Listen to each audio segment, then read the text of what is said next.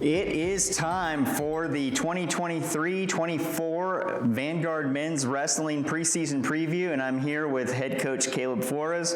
Coach, already in your fifth season. Time goes by really quick. Way too fast.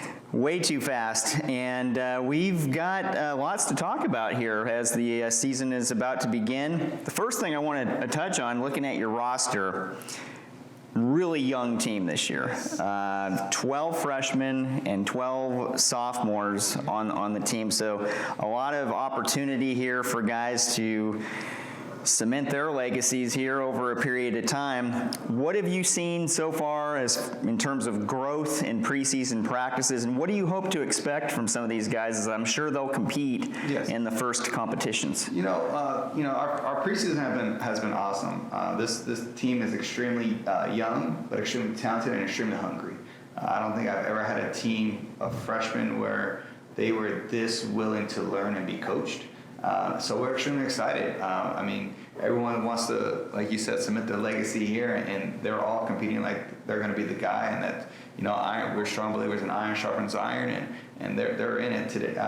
This year, man, they've been every practice they've been fighting really hard with each other, scrapping, and then after the scraps, they're willing to teach each other on helping people out on their weaknesses and stuff like this. This is what I took you down with, and going over counters of those situations. So seeing the growth and not having egos, but willing to learn and willing to help each other, and knowing that if each other raises each other's levels, we're going to do some pretty big things this year.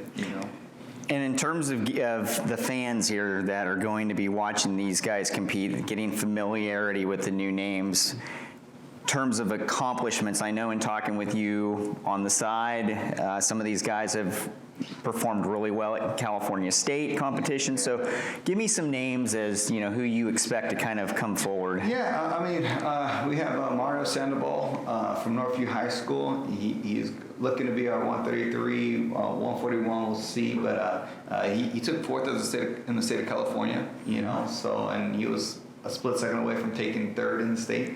But he's extremely talented. Just the growth he's already made, and just the different rule set that college has compared to high school, where you actually get rewarded for riding people and doing those type of things. It's going to suit him very well at this level. So we're extremely excited for him. Then we have Malachi, our 41-pounder for Temecula Valley. He's a stud. He was a round of 16 at the state of California. He's looking to compete right away, and he's hungry. Talk about extremely athletic, extremely talented. I just think with continued maturity, throughout the year, he's going to be, come February, come March, they're going to have to deal with them. And then we have Noah Elliott, who was a high school All-American. He took 7th in the country. So he's looking to be roughly around our 57-pound weight class. We have 3 or 4 guys that are all competing, and he's going to be one of them once he gets healthy. So, it's exciting to have those type of guys come in right away wanting to make an impact, and the list can go on. I don't want to list all 12 of them because we'll be here for 30 minutes just on them, but this freshman class, true freshman class that we have, every single one of them is special. And I think if they stick to it, some are a little further along than others, but like I said, you can close that gap real quick by being coachable and just being in that environment of learning and excitement. So Sonny Modis is another name too. Sonny Modis is he's our 65-pounder. He had a great wrestle off this past weekend. I'm extremely excited for him. Goodness gracious, that kid is a beast.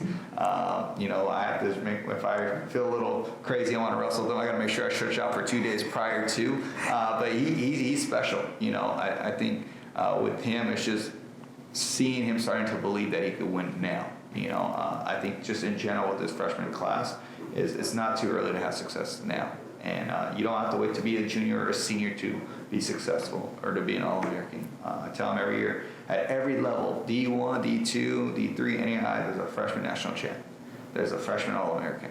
Why not us? Why not you? And I think we have the talent, those type of kids here that are, you can already see them starting to believe in that message, and they're starting to walk with a little bit different swagger, and so it's cool to see, and we're only a month into it, so it's going to be a journey. There's going to be some highs, there's going to be some lows. They're going to have freshman moments, But that's fine. You know, I want those moments early in the year. That way, come February, March, they'll be battle tested. Belief is the key. Yes. Now, there are some guys on this team that have developed that belief because they've been in the program and they've had some success. And two in particular, Julian Leone and Jacob Potts, were qualifiers for the national tournament last year. They come back to the roster. Describe how their improvement has helped, and also the leadership that they've brought to some of the younger guys. Yeah, I mean, they you know, both of them went to the national tournament last year, didn't get the results they wanted, and you can see that added fuel to their fire. And, you know, they were the freshmen last year, you know, and so they're a living testament or living proof of what could happen right away. So why not wait?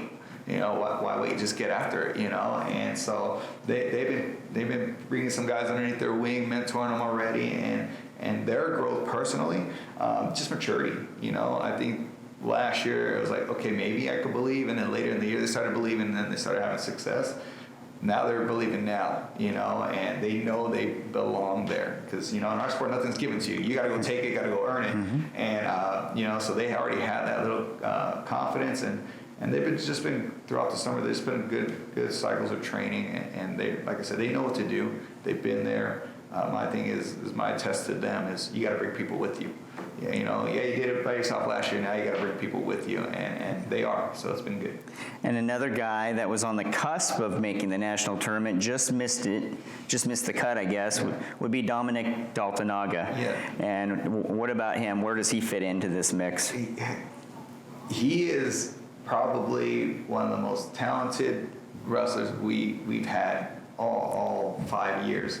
I mean, he was a high school All-American. He was a U.S. Open All-American. So he has all the credentials.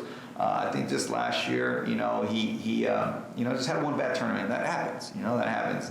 I told him over the summer, I was like, you can't let one bad tournament ruin a good year. I mean, he was ranked all year.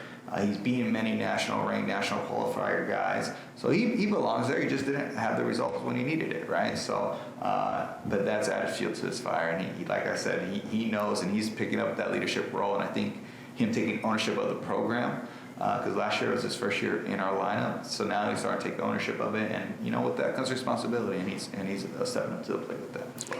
Now, like you said, we could talk about everybody on the roster, but we're, you know, trying to point out some of the names that we know about right now. Yeah, absolutely. But the fans are going to get a chance to know all of the names, or many of the names, over the course of the season, because this year, unlike in years past, we have a ton of home events here.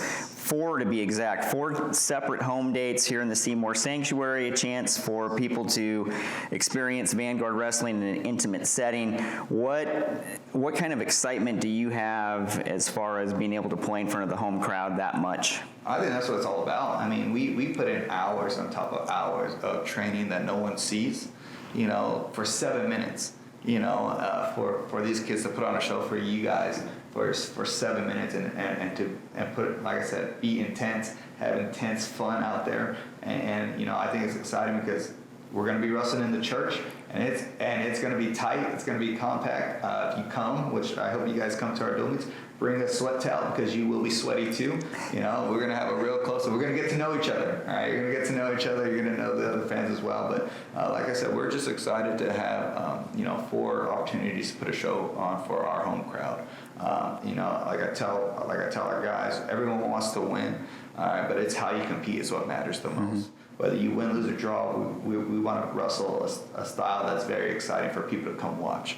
You know, and that's what we've been preaching. And so, highlighted though, we have our first D1 team coming in. We'll be wrestling Cal Baptist University Division I program. We'll be visiting here, so we're really excited. That's November 17th, I believe. So we're extremely excited for that dual meet too.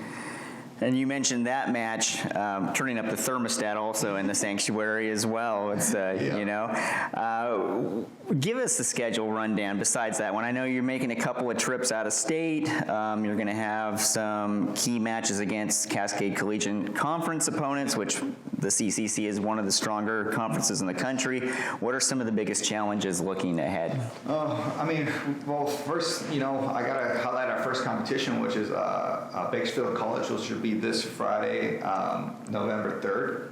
I can't say November 4th because that's my daughter's birthday, so she made sure to let me know not to have it on her birthday, okay? So Friday, November 3rd, we'll be here in the church against Bakersfield College. Well, please come out to that dual meet. We will have a ring ceremony for Gerardo Hernandez. It's going to be a great opportunity to celebrate his accomplishments, what he did last year. So that's a good test. That's the first one. And then the next one is Grandview Open the following weekend, which I want to say is November 12th. We'll be flying out to beautiful God's Country, Iowa. Hopefully it's not too cold out there. That's California boys. We'll bring a lot of layers out there. Got to get the jacket ready. Yeah. That's going to be a great tournament. We'll see tons of top 20 teams out there. And so that's huge. And then we come home and we'll wrestle Embry-Riddle, California Baptist. And then we'll also go to the Division I tournament, the Roadrunner Open at California Bakersfield. So that's going to be a good test for us. And then anytime you wrestle a Cascade Conference, you're in for a fight. So we'll have the first weekend of December, I believe December 2nd. We have Menlo, who's actually ranked 4th in the country right now. They'll be coming down, and Arizona Christian, who's an extremely talented team as well. They'll be here December 2nd. And then we'll go to another Division I tournament at the Reno Tournament Champions, December 18th. So that'll kind of starts our year off. Yeah. We're going to get battle tested early. Some serious business for sure. Yeah, we're going to be scrapping it. And that's what I tell these kids, man. I want you guys to seek out losses. That way we can get exposed and we can get better from those losses. It's whether win or lose is how you handle the wins and losses. That's going to determine your playoffs run. So we really are big on that. And then come January, we have a big tournament at the Missouri Valley Open. Mm-hmm. We'll see every country or every team that's ranked in the country will be there. It's kind of like the nationals before the national tournament, so we'll be there. Hopefully you see some ranked opponents, and it's just another test for our guys to get rankings and get opportunities to get rankings. So and then the week before 2 weeks before conference, we travel out to beautiful Prescott, Arizona. Not Prescott, Prescott, Arizona. Embry-Riddle, right? Embry-Riddle. Yeah. It will be cold there, but we're not going to wrestle them. We'll be wrestling the two Montana schools. We'll wrestle Montana State Northern, who's ranked top 15th, and Providence, who's also ranked top 15 in the country.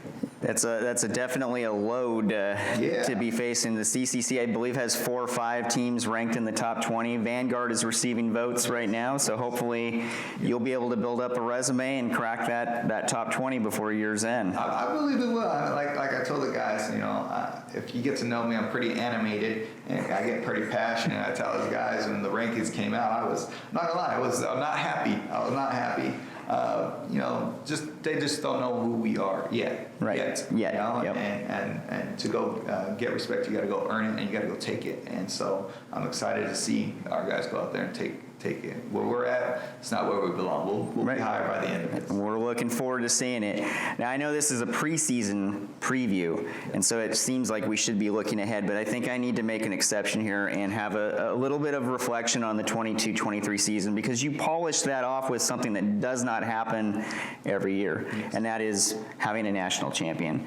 Gerardo Hernandez at 174 pounds, raised the trophy, and we're, as you alluded to, going to celebrate with the ring ceremony on Friday against Bakersfield College in the Seymour Sanctuary at 6 p.m. And I believe we'll be having that ceremony right at 6 p.m. So please get here a little bit early, get settled in. Just give your thoughts on him being able to accomplish such a huge thing last year. For him personally, his journey was crazy. Three times around the 12, almost, the almost guy. And then from seeing him go from the almost guy to the guy was pretty special to see. And then, just the legacy that leaves, it proves that it can happen here at Vanguard University. You don't have to go far away, He's a local Orange County kid, born and raised Orange County, and he stayed home. And he still got the results he wanted, and it just proves that the work that we are doing here it's the highest level. You know, you can be a national champion here at Vanguard University. And like I said, with this group of freshmen, he pops in now and again, you know, just to show his face. I won't let him leave me too long, you know, too far. You know, I got to keep him around. He's, like I said, he's just a great person. But it just shows these freshmen that they stick to the process and continue to believe in the work that they are doing. Good things could happen. They can win a national title here. The blueprint is here for the blue and gold. Yeah, that's right.